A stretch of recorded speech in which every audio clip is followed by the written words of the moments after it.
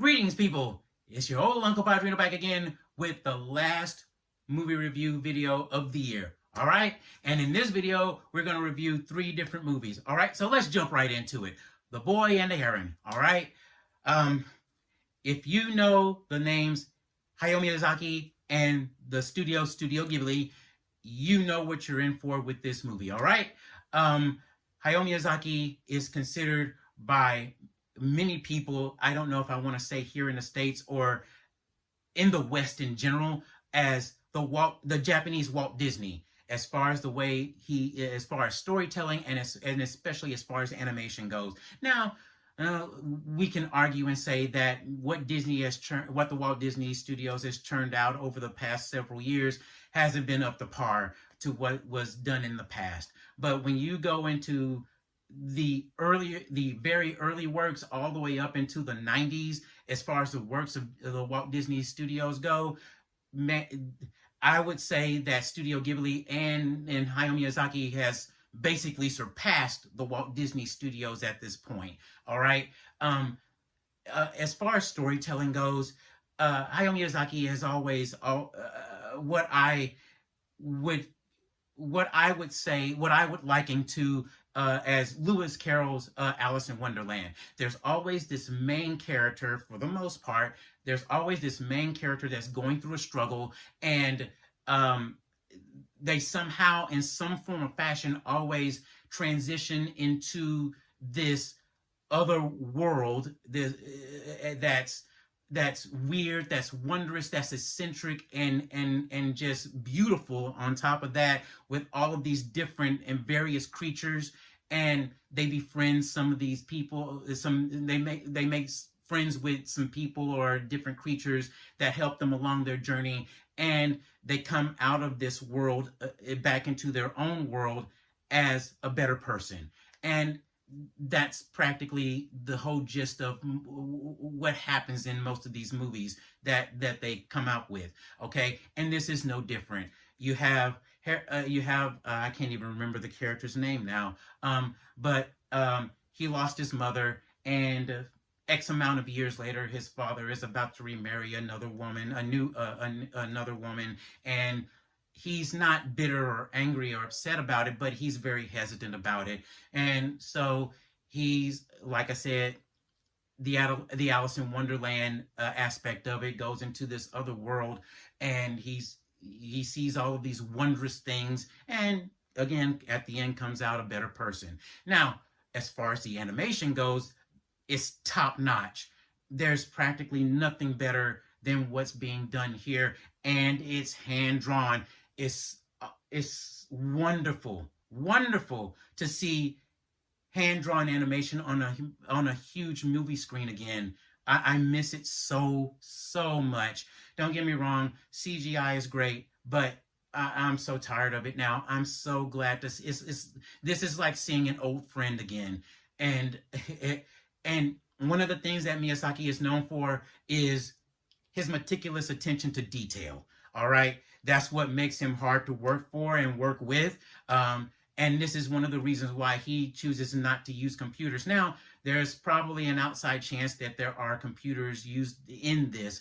I don't know. I highly doubt it, because he's very much against it. He prefers the old-fashioned way, pencil and paper. All right, and it's his meticulous attention to detail that makes this stuff, to make his work so beautiful.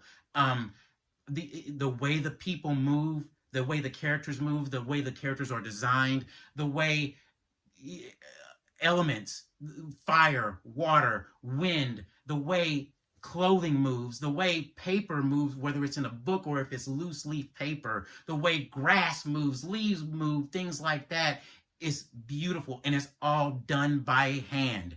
And absolutely amazing. Take any piece, any frame from any of his movies, and you can frame it as a piece of art. And that's what this is. And that's what I really enjoy about his movies. They're works of art. And again, there isn't anything wrong with something that's action-packed, that's just, hey, that's just dumb fun. There isn't anything wrong with that. But it's kind of cool to see a movie like this to remind us that movie making is and can be and is an art form. All right. Um, I did watch this movie. I did watch the English dub of this movie. I always try to watch anime a subtitle with this original spoken tongue, but with English subtitles. I had to watch the English dub of this because it was the earliest showing of this movie after getting off from work. So now I don't know who the celebrities are. You can probably read it at the top over here. But I know that Mark Hamill and who is of course Luke Skywalker and the definitive voice of the Joker from Batman. Anytime you read a comic book, you probably hear his voice as the Joker. And Dave Bautista, who was a former WWE wrestler and who is, of course, Drax the Destroyer in the Guardians of the Galaxy movies as well. They both have small parts in this movie. I don't know who the other celebrities are. As far as professional voice actors, Debbie Derryberry and Nikki Futterman are in this movie as well. But as far as this movie goes, it's not for everyone. It's almost like it's a niche a genre. I mean, yes, it's animation, but it's so out there that it's almost its own genre. So it's not for everyone. Not every Miyazaki movie is for everyone as well. Princess Mononoke, I really didn't care much for that movie. It didn't work for me for some reason. I don't know why, but the majority of his other movies, they work for me. But it's not for everyone, and I understand that. But if you do decide to go watch it, and go watch it just for the art aspect of it alone. And and it if it's not for you, that's fine. There isn't anything wrong with that. But if you want to, go check it out. It's in limited theaters right now. I don't know if it's still out or not by the time of the recording of this video, but go check it out if you have a chance and if you're interested in it, okay? Again, not for everyone, and that's fine. So, no worries, okay? But full price admission, okay? So, let's move on to the second movie in this video. So, movie number 2 for this video, all right? Now, migration. I never really gave too much thought to that term until this movie came out. And the reason I'm saying this is because somewhere in growing up and becoming a responsible adult, I forgot that birds flew south for the winter until now. And the reason I noticed this was because we have Canadian geese in our area where we live right here. It's not a lot, but it's several. So, and they're only here during this time of the year, which is winter time here at the recording of this video. And at the release of this movie, it's winter time here in the States. All right. So you hear a lot of honk, honk, honk, honk, and a lot of hey, hey, hey, hey, hey, honk, honk, hey, honk. And so you also hear a lot of buddy, friend, and guy. I'm not your buddy, friend. I'm not your buddy, guy. I'm not your guy, friend. Honk, honk. So you hear a lot of chitter chatter amongst the geese out there every once in a while. Now, as far as ducks go, I do not really see or hear any ducks out there. Maybe they're flying further south for the winter, or maybe they're somewhere else where they're at a pond somewhere else around the city, and maybe they're just there. But we have to remember that wild ducks are migratory birds and fly south every winter.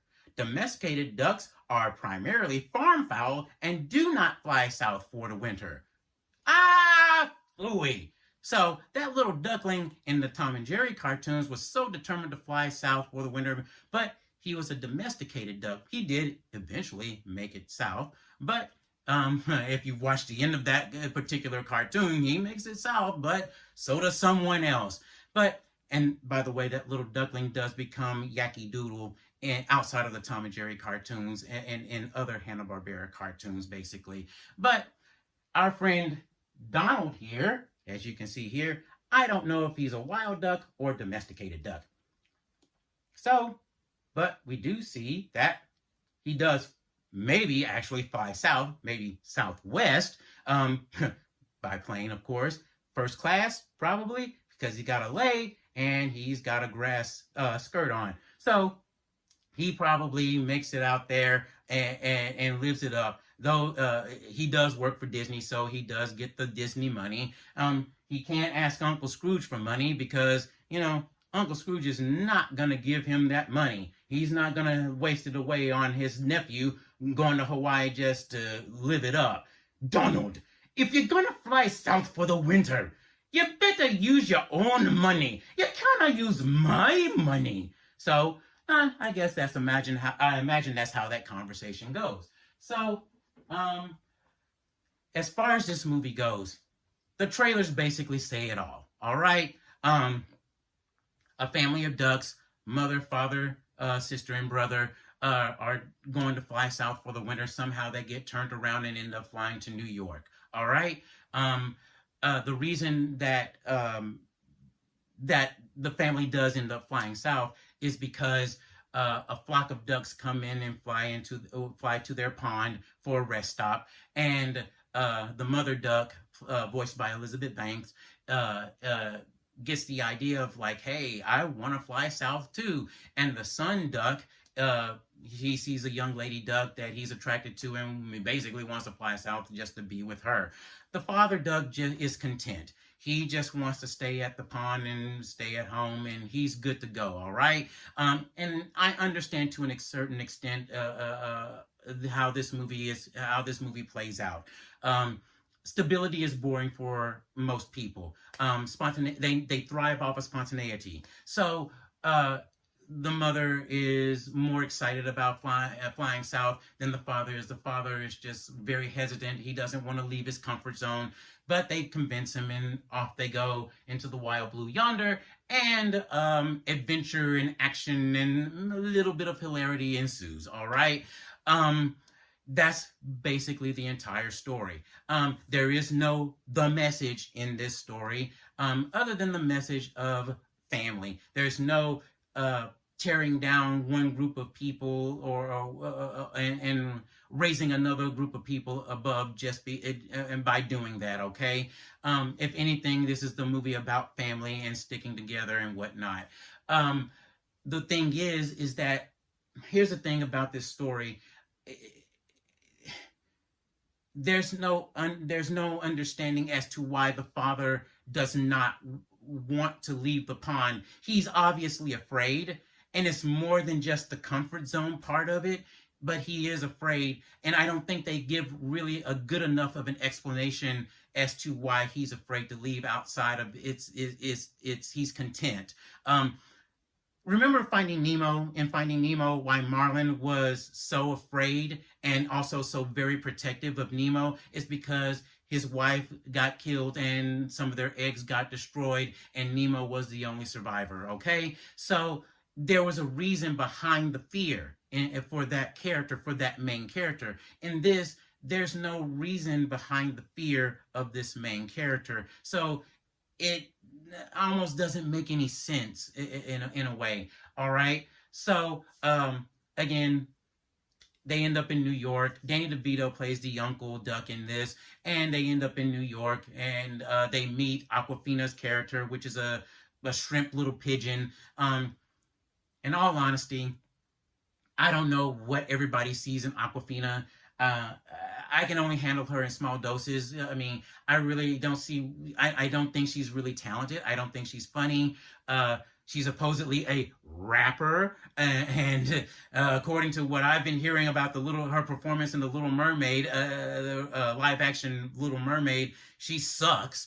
And so, but I can also see why she's in this movie as well. She's only in the second act of the movie when they're in New York, because I know Aquafina's show on Comedy Central, Nora for Queens, she's in New York, so I guess that's why they casted her. But I really don't care much for her voice. It's like sandpaper on styrofoam on a chalkboard for me. So I can only take her in small dosage. But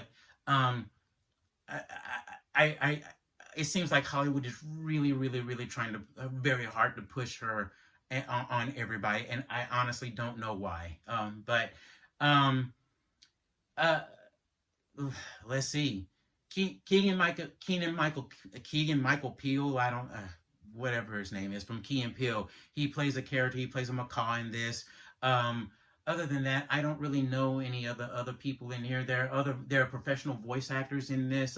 Carlos Alarazaki and Jess Harnell are in this as well. I think there's another one, but I can't think of the person now right now. But other than that, I mean, the animation is what you would excuse me. It is what you would expect from Illumination, and it's not really any different than what you've seen in their past movies. Okay, they stick with what works. Other than that, the only thing that I can give major points to as far as this movie goes is that it's an original idea. It's an original property. It's not something that's based off of something that's already been established. It's something brand new. So I will give it major points for that, for being something original. They're taking a chance with this. And I love that. I want to see more companies, animation or otherwise, take more chances and try something new. So as far as this movie goes, though, obviously the kids are going to want to go see it. They're going to drag you to go watch it. It's a cute movie, but ultimately pretty forgettable. You'll probably forget about it you and the kids actually will probably forget about it in a week or two. Okay. The kids are going to drag you, make it a matinee. All right. If anything else, if nothing else, it's Illumination, so it's owned by Comcast Universal, so it'll be on the Peacock streaming service. Give it about a couple of months, and it'll be on Peacock if you don't want to rush out to go see this movie. All right? But since kids are out of school right now, chances are you're probably going to get dragged to go see it. So matinee it at the most. All right? So that does it for this movie. On to the next movie and the last movie. And now, here we are, the last movie of this video, of this season, of this year. Aquaman and the Lost Kingdom. Hey, wait a minute. We can't review this movie. Why not? Because it's my competition. Well, do you want to watch and review the Marvels? Carry on. All right. Arthur Curry, a.k.a. Aquaman. Now, for as much as people trashed Clint Barton, aka Hawkeye, in the Avengers movie for being a regular person fighting off all manner of threat, whether it be aliens or robots or Thanos himself with the Infinity Gauntlet, using merely nothing but a bow and trick arrows, he never suffered the ridicule that Aquaman got over the past, I want to say maybe 30, maybe 40, maybe even possibly 50 years now. He's always been a bit of a joke of a character, both within the comic book community and outside of the comic book community. Why? Because, he controls fish. How is that useful? And always dismissing the fact that he has other attributes as well. But that's what he's known for. So, in the 90s, the mid to late 90s, I guess you could call it the Attitude Era, DC decided to toughen up Aquaman a little bit, change him up a little bit, make him more of a threat, a force to be reckoned with and to be taken serious. Right, Aquaman? That's right. Look at my long, flowing hair. And look, I got a beard and a mustache. And check it out, ladies. Check out these pecs and these biceps. And I got a hook for a hand. I got to remember which hand to use when I scratch myself with. Now, behold, as I take command of the creatures of the deep. Swim to the left, swim to the right, crisscross, cha-cha real smooth. Gotta admit, that's pretty impressive. But since I don't have superpowers, I prefer to talk to fish the old-fashioned way. Here, fishy, fishy, fishy, fishy, fishy, fishy, fishy. You called?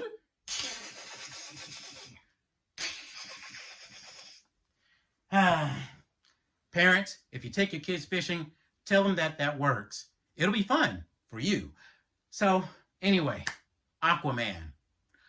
Aquaman does whatever an aqua can. What's he like is not important. Aquaman. He's got a kingdom that can't be found until Black Manta comes snooping around. He's got a weapon that hurts with sound. Then he takes his plan above ground. That's the plan, Aquaman. Who sang that song? I don't know, but they might be giants. So, anyway, that parody that I just did of that song, that basically describes the whole story about in this movie. Okay, uh, one of the best things about this movie, as far as the story goes, is that you don't have to have watched any of the past DC movies. You don't even have to have watched the first Aquaman movie in order to understand what's going on. They'll catch you up at the beginning of the movie with a little bit of a monologue. Uh, uh, Now, as far as the story goes, you'll recognize this is a melting pot of various different movies. Okay, kind of like the Blue Beetle movie that I did a review on. You can watch that review several months back. This movie takes different elements from several different movies. It's almost like the executives at Warner Brothers and some of the producers said, "Hey, you know that one thing that happened in that one Marvel movie? Put it in Aquaman 2. Great, thanks." Or, hey, you know that thing that happened in that Marvel movie? I just watched that Marvel movie. Can you put that in there too? Good. Okay. Hey, that one thing, that other thing in this other movie, that movie, put it all together and put it in this movie, in Aquaman 2. That'll be awesome. Great. Thank you so much. Oh yeah, and don't forget, at the animated series, Captain Planet and the Planeteers in here as well. All right? Great. We'll have a great movie. All right? And that's basically what they've done with this movie. It's taken elements from the first Iron Man movie, from the first Black Panther movie, from Thor Ragnarok, and maybe several other movies as well. It doesn't necessarily have to be Marvel, but particularly from Marvel in this case anyway. And mixed it all together, and this is what they all came up with. Now, it doesn't have a message per se, a message meaning that it's not tearing one group of people down to elevate another group of people up. It does have an environmental message in this, and which is why I threw in that the animated series Captain Planet and the Planeteers into this as well. It's an environmental message as well. And it's not didactic, but it does kind of come across, it does beat you across the head just a teeny tiny little bit. And like, okay, we get it, greenhouse gases, blah, blah, blah. We get it. Okay, we got it the first time around. Oh, we're going to mention it again. Oh, we're going to mention it again. It's like, okay, got it. We got it. Okay, don't worry. So stop being pushy about it. But this movie also has a problem with, as far as the story goes. Again, I'm still talking about the story, that it doesn't know exactly what it is and what it wants to be. It's various different genres. It's a buddy movie, it's an action movie, and it's a drama as far as movies goes as well. As far as the buddy aspect of it goes, I do appreciate that a lot. Arthur and his half brother Orm, aka Ocean Master, is back in this as well. They go on a journey, and they build a stronger bond. They build a bond with each other, and they begin to understand each other. And by the end, they're cool with each other. And that's something that kind of hit me a little bit, because I do have a sibling, but I have an older sister. We're 10 years apart in age, and we really don't have much of a relationship. And it's, it is what it is. But in this movie, I kind of like, man, I wish I had that, with my sibling, or had a sibling that was closer in age to where we could be like that. All right. The other thing about this as well is about fatherhood. Aquaman is a daddy in this. He did get married and have a kid. And so, he's talking to his father, who was a single father who raised him by himself. And there was one line that his father does say in this that was an excellent line. And I'm going to try to repeat it. He said, celebrate the successes, mourn the losses, and keep moving forward. Sometimes the best superpower you can have is never giving up. I think I quoted it correctly, but I thought that was such a great line that that I had to text my godson. Well, one of my godsons, not the one that you've seen in past videos, but you've never seen this one. But he was the first in my life, and he's 28 now, and he's going through some difficult things in life right now. And so I when I got out of the movie, I texted him and say, "Hey, I saw Aquaman 2. His father said this. I thought you could use it, during this time right now," and he loved it. So I think that's a very powerful line, and I think it's something that's worth listening to, and it's for everyone, not just for men, not just for women, not just for this race or that race or whatever, this sexuality. It's for everyone. All right. So, as far as the story goes, it's okay. It's just a fun ride, and that's it. Okay.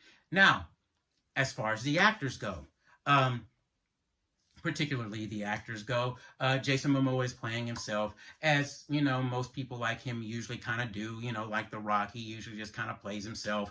But the one thing that I do like about Jason Momoa as Aquaman in these movies is that he's an everyman. He goes out, he has steak, he drinks beer, he goes to the bar, he drinks beer, he's just a laid back kind of guy. He's not this, "I demand filet mignon and I want Hassenpfeffer," things like that. He's just an everyday average man who just happens to run Atlantis, basically. Atlantis, I should say. And I really do like that about the character. Although that's not really Arthur's character, to be honest with you. All right. Now, to get the elephant out of the room, I'm sure everybody is concerned, is the hanky in it. Not this hanky, but this hanky right here. Okay. Yes, she is in it. They did cut her part. I'm pretty sure they did cut her part down significantly. She is in this movie a lot more than what I thought she would be in it, but she's in it. All right. She's in it in the first act. She's not in the second act, but she is in the third act. Okay. And which I thought we had pretty much kind of seen the last of her after the first act, but she does come back because she was pivotal to the story at that point. So I can understand why they couldn't cut any more out than what they could. She only has like a handful of lines of dialogue throughout the entire movie. So, but she's there, whether you like her or not or whatever, she is there. The guy who plays Orm and the guy who plays Black Manta, I think, are the standouts as far as the actors go in this movie. Okay. There is one scene where the reaction to something happening is like, wow, you guys couldn't do a better job than that. As like, it kind of took me out of the movie a little bit, but it's like, and you'll know it when you see it if you do actually watch this movie. Okay. As far as anything else, as far as this movie goes, as far as the CGI special effects go, they're decent. They're okay in some areas. In some areas, they're not okay.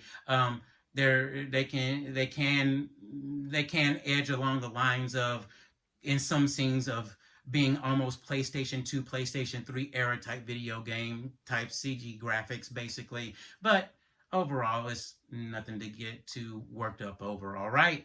So as far as this movie goes, I think that's gonna be just about it. This movie doesn't matter, all right? I hate to use the term that most people use, well, phrases that I should say that people use, check your brain at the door when you watch this movie, or, turn off your brain when you watch this movie. But I guess that's the best way to describe this movie, is that it's just a fun ride. That's it. It's not a masterpiece. It's not an artsy piece. It's just there, all right? And a lot of people did get upset about the fact that this movie doesn't matter. None of the DC movies that have come out this year doesn't matter. Why are people getting upset about it? Because, DC and Warner Brothers jumped the gun, both figuratively and literally, by having James Gunn announce that they're going to reboot the DCE universe, all right? So none of these movies matter. Me, personally, I thought it was a good idea, and I have no problem with that. Why? Because would you rather them have told you after Aquaman, after all the movies and after Aquaman, hey, these movies don't matter anymore. We're going to reboot the whole DCEU now. You be pissed off, hey, I wasted all this time and wasted all this money watching these movies thinking that it was going to lead up to something else in the future, and it's not. The thing is, they gave us a choice as moviegoers, a choice. Hey, these movies aren't going to matter. We're going to put them out anyway. You want to watch them, or if you don't want to watch them, that's up to you.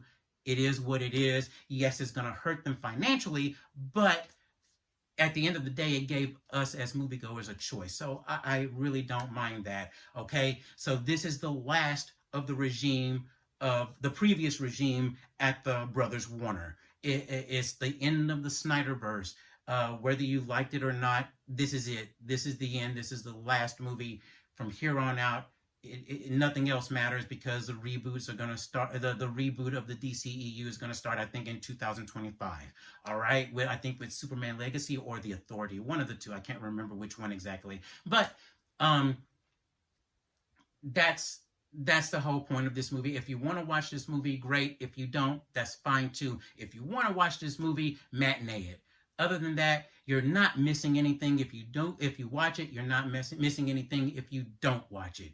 It's just there. And that's it. Okay? So, that's it as far as this episode goes, and that's it as far as this year of movies go.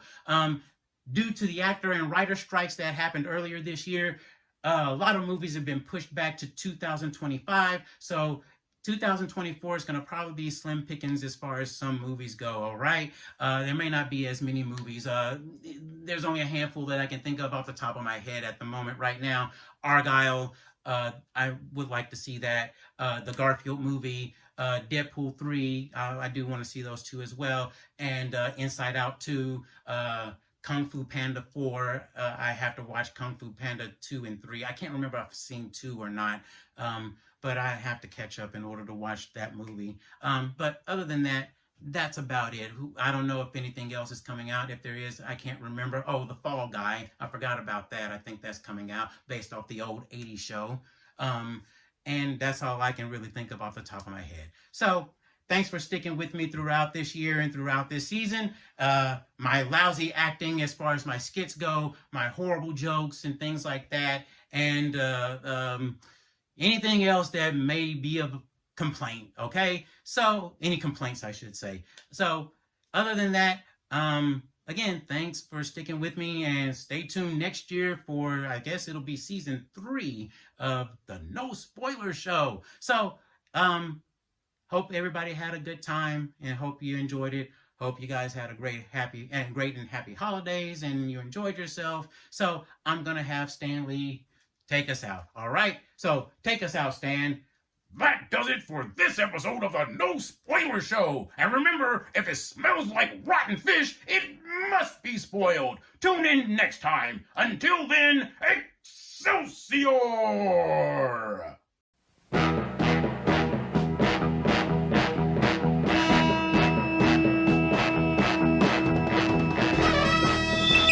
In the great hall of the Justice League, there are assembled the world's 4 greatest heroes, created from the cosmic legends of the universe. Greetings, true believers! Did you watch the movies that we reviewed? Do you agree or disagree with our reviews? Place a comment down in the comment section below, hit the bell to subscribe, and make sure you hit the like button.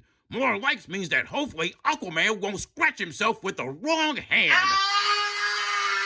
Well, too late. Looks like my son's gonna be an only child. See you next year with a brand new season. Excelsior!